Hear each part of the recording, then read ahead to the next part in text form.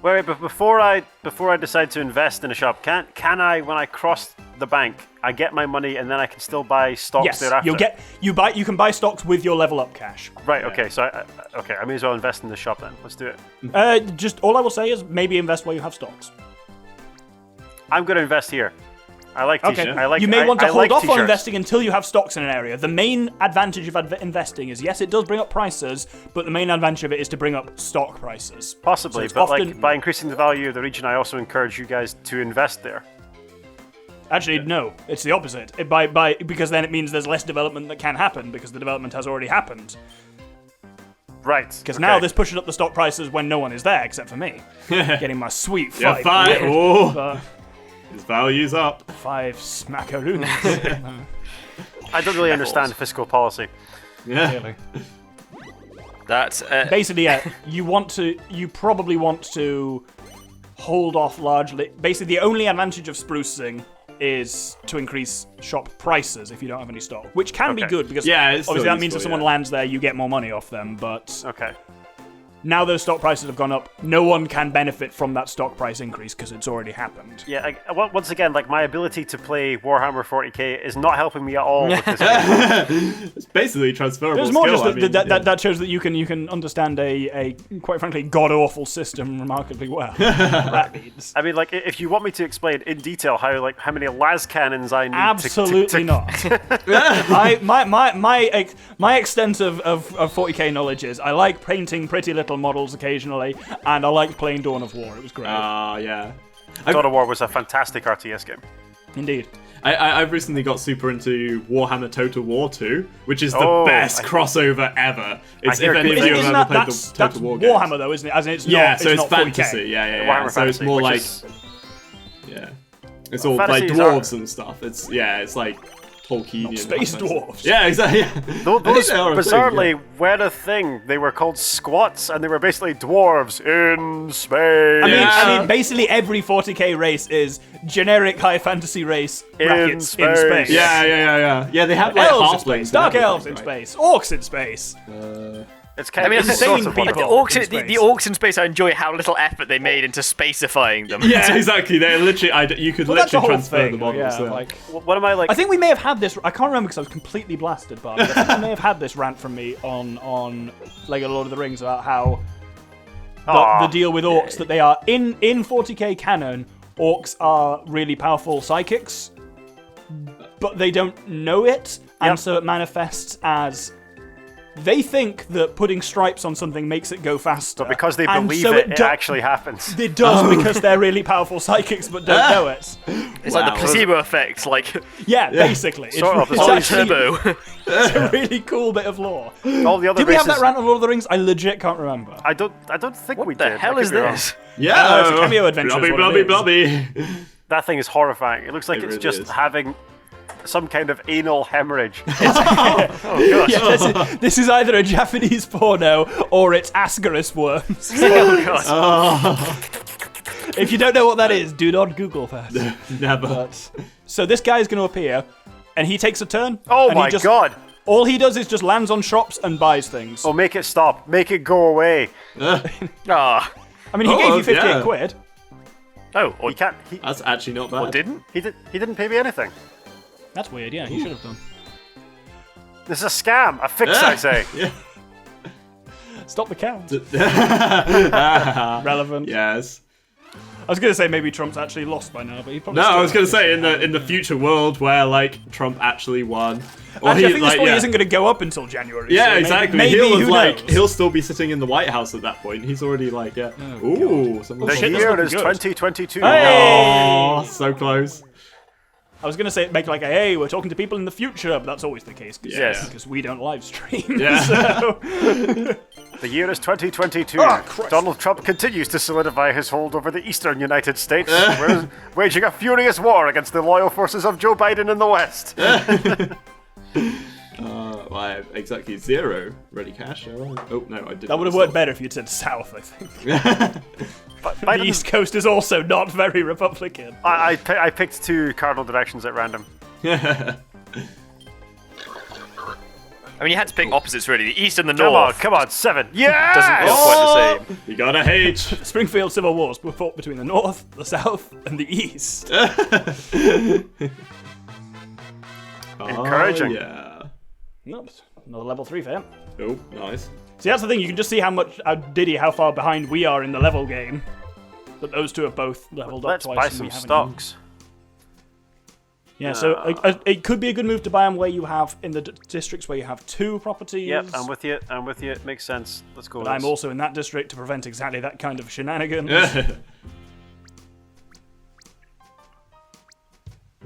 Oh, I see what it is. Oh no, I don't see how it is. Wonderful. And now you go to sleep. Oh no! Sleep. Hell and damn, and blast it all. Can I request a 30-second pause, please? Yeah, likewise, I was gonna go for that as well. Cool, I'll go downstairs and nip a beer. Yeah. Why not? Works. Okay, yeah. Alright. Pause for a sec then. Future Doctor, pause for 30 seconds precisely. No, don't do that. What? Don't do that? What did you say? Don't do that. Have you gone? What the fuck? Oh. Wait, no, I'm still here. I don't know what's I happening. just said don't pause for 30 seconds exactly, because I've used about 10 of them already. Bye. Well, how are you enjoying Fortune Street? It's a singularly bizarre experience, but yeah, it is what it is. It's also one of the games we also quite like it because as you'd notice, other than at certain points, I would say about at most a quarter of the commentary is actually related to the game. Yeah, I figured as much. I'm very much looking forward to the second installment of Lego Lord of the Rings, actually. Yeah. Oh, do you mean the second episode or the second recording session? Well, both. Yeah. I'm curious to see how we get by the end of it, as in by the end of the first one. I've scrolled a bit through the audio and it sounds actually better than I remember it being. As in, we're not just like going, but we did really struggle to Yeah, we were far too drunk to be playing that level. yeah. It did not go well. Is there like any big plays in this? So, like, could I, in theory, just liquidate all my stocks and get more money? Absolutely, and sometimes people do that. Okay. Indeed, that was what in the last game we played of this I codenamed Order 66. It's me, just as I approached the bank, selling all of my stocks to buy them all in a district just before someone else could invest in it. Well, that's okay. Again, I admire the complexity in what is a very bizarre, kooky little game, but cool. Yeah. It actually gets quite intense. It is. I'm not kidding when I refer to it as like Monopoly done right. It's Monopoly but turned into a game that actually has a surprising amount of depth and nuance and isn't just Yeah, Monopoly's essentially bludgeoning chance, each other. right? Yeah, but you couldn't play this as an actual board No. game. The calculations required would be crazy. It's doable because I looked into whether we could do it. What, as an actual board game? Yeah, Wow. I could do it with a couple of scripts running on the side. Oh, yeah, true.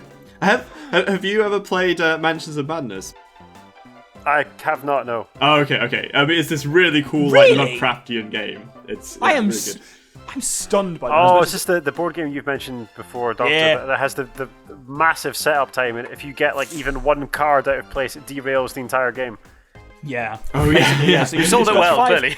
It's got 5 stories, and then each story has 3 major versions, and then within each major version, there's still a couple of specifics, like where is the crowbar? What's the thing Yeah. here? And then you choose your version, then you place cards in the right position according to your version, and then the narrative unfolds. And it is, if you set it up right, it's a very well-paced game that people like arrive at things at just the right time for time-based events to trigger. Fun fact, they actually did a second edition of it, so you have like a. So that's what I have. Yeah. It's, you've got it. Yeah. So I have the second. The and first edition is fucking hard to get hold of and it's fucking expensive because it comes with a lot of big miniatures. yeah, it's It's The very fucking cool. Yeah. Shoggoth and the massive worms and stuff like that are, but it means I've never seen it nowadays for less than about 150 quid. Yeah, it's mad. God damn. But that's the thing. By The big, rules by got big miniatures, so, I'm talking like what, 5 centimeters by like 4. Yeah, like Carnifex like that? size. Yeah, big. Yeah. Yeah. Why wouldn't you just play Dungeons and Dragons after that point? I mean, like, it's I mean, we big used to use investment. those miniatures in our D&D games Yeah. because the guy we used to play with, Interesting. yeah, had Yeah, that's what we had. Yeah. No, I But yeah, was now, thinking, I was thinking more. Why sink £150 into a game which has at most maybe 5 playthroughs? Well, it's no, got about, 5 times, 3 times, whatever the things are. There's a lot. And yeah, so this is the thing, is that the gameplay got so complicated by the end that now with the second edition you have to use an app to play it. So Wow. everything is like randomly like controlled by this app, basically. Yeah. So yeah, it's actually that level, but it is really good. It's got like lots of variations and stuff, so it's worth it. Have you played? It's not called Haunting of Hill House. What the fuck is it called? Betrayal at House on the Hill. Yeah. Have you played that? Yeah, I got a copy next door actually. I love Mansions of Betrayal. Madness is basically that, but it doesn't make itself as it goes along. It's that, but you have to set it up from the start for a specific haunt. One of the best games of Betrayal at House on the Hill I've ever played was like with a bunch of like big board games geeks who like most of them played role-playing games and like the D&D and stuff like that, and like everyone played in character as their Betrayal in the House on the Hill character. Amazing. Until we ceased rolling dice. Oh wow, that sounds so good. That's quite cool. I feel like this is good chat. I think some of this could possibly make it into the stream. I hope so. Show you. Oh boy, you back? Yes, yeah, I've been back for ages. I was keeping that chat going because I was waiting for you. Oh, Wow. I've been here for ages. Yeah, let's resume. I never left. Always have. We're still here. Somehow I am winning. you. Oh yeah. Not from long Considerably. ago. There's a chance Waluigi could overtake you when he gets to the bank. But Sure. We've cancelled the birdometer, but we now have to introduce the bardometer. the bardometer, yes. How the fuck long have you been waiting to make that? Quite a long time. Because you mentioned that joke to me months ago when I first said, "Oh yeah, the Bard's been doing the Lego stuff and he has a feasible computer now. Let's get him into Fortune Street." I hadn't heard that, so I believed it was an original piece of humour. Oh Yeah, no, the I wall's had going to to be pulled bust over all your of your chops on eyes, that. including the nation. But no. Are Not to ruin it. The Are the people. boy and the dragon the two who are possibly going to be playing Dungeons and Dragons? Yes, Ooh, interesting. Are we? Ooh, I mean, I'm very down for this. But dude, I told you about this. Yeah, Infamous D&D was a plan. Have you As not hard as realised DM. from like everything we've said today that I can't remember anything? I mean, yeah, That is true. This is basically Again, my I've MO. known you for 20 years. Yeah, exactly. Oh yes, sweet 23 quid for Waluigi. I can afford that with ready cash for the first time in many moons. That was a very borderline disturbing accent, but cool. Dude, you just count yourself lucky. We've been recording for an hour and 40 seconds, and that's the first time that the Doctor's Waluigi voice has made an appearance. Yeah, actually, there we yeah, go. that's It's quite horrific. surprising. Yeah. That's only. Oh no! I'm gonna have to sell stocks for this. You're going to return the 24 smackaroons that I just paid to the Doctor. Yeah. I love how it's gone from smackaroonies to smackaroonies, which sounds like a dessert. Yeah, exactly. It's because macaroons are a thing.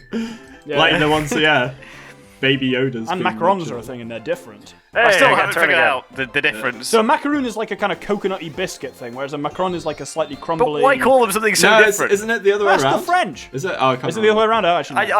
I can't okay, remember, yeah. French viewers, tell us why they're so different but so similar in name. Yeah. Well, is it? Yeah. let's- one's English. and As one's as French. for native English speakers, let's not shit on other languages, all right? Well, yeah, that's It's true. more out of interest. I'm not saying that French is wrong. I'm merely saying why. Like, Yeah. there are phrases about pots and kettles. That Yeah, English and is the etymology is like, worst it's a real language for that, minefield. Yeah. As in, we've basically just picked and chosen whatever we want. English has, well, they reckon English has more loan words than any other language today. Oh, really? Yeah. Oh, wow. I think we just rob words. Like, we've colonialised Yeah. languages. That's ultimately what's happened here. Yeah. I once had a really interesting discussion with a Belgian guy about whether English or Belgian has Flemish. true. Yeah, wow. Belgian is not a language. No, right. Sorry, that was me phrasing it wrong. Whether England or Belgium has more. What? That's not a I've thing. never seen that before. Oh, it's the slime. He's giving me a thing. Oh, so if you land on him, he gives you a thing. Oh, the creepy That's- Cthulhu monster. Gives Yeah, you Yeah, that's what he random shit. does. Japan's take on a Shoggoth. I'm way behind on this. Ooh, adventurous turning point. Everyone gets to choose which direction they go on their next move. Oh. Was that good? No, I mean, but that what I makes meant to say is whether England or Belgium has more regional variation in language / accent. Well, I mean, Because it's often said that England has very high, like you can go like an hour's drive away and the people will be almost unintelligible to you. yeah. But I But mean, he was saying this, basically yeah. Belgium has that and also has like 3 commonly spoken languages. Yeah, that was good. Belgium has actual different languages, right? Like, you know, I mean, One of even the if, fascinating things with catching the train from Brussels up to Leuven is like when you're in Brussels, just like single train, Brussels, every announcement, English, French, Dutch. Wow. Then as you get more towards further away from Brussels, then they're all in French and Dutch, and then once I was near Leuven, only in Dutch. Ah, okay. Flemish. Like a situation which is not uncommon in Europe, though. Like all across Scandinavia, like if you were in Sweden, you might get announcements in Norwegian and Swedish. If you were in Finland, you might get. I mean, Norwegian Finnish and and Swedish are also very similar. Oh yeah. Well, they're mutually intelligible. Yeah, exactly. Oh. So like a Swede can I guess speak basically, Swedish to a it's Norwegian. not quite, but it's almost like us and your accent. Yeah, exactly. English and Like Scots. if you dialed up like the Wishaw accent, I'm sure we could simulate Swedish and Norwegian. I'm not impressed by this English imperialism. I'll fight you all, I tell you. I had this fun conversation with a Finnish friend of mine when he was talking about how he hates how he is perceived when he speaks Swedish,